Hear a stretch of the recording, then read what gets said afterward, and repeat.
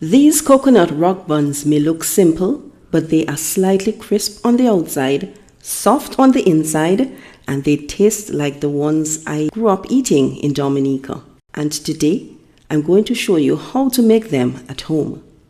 Hi, I'm Forsi. Coconut rock buns were one of those simple homemade treats you could always find growing up. Rustic, comforting, and full of coconut flavor.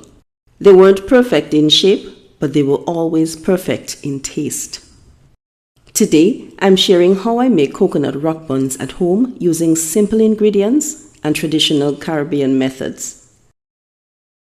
To a bowl, I added flour, grated coconut, sugar, baking powder, cinnamon, nutmeg, and salt, and whisked them until combined. Next, I added the butter and mixed until the texture became crumbly. Raisins were then added, and the amount can be reduced if you prefer less or none at all.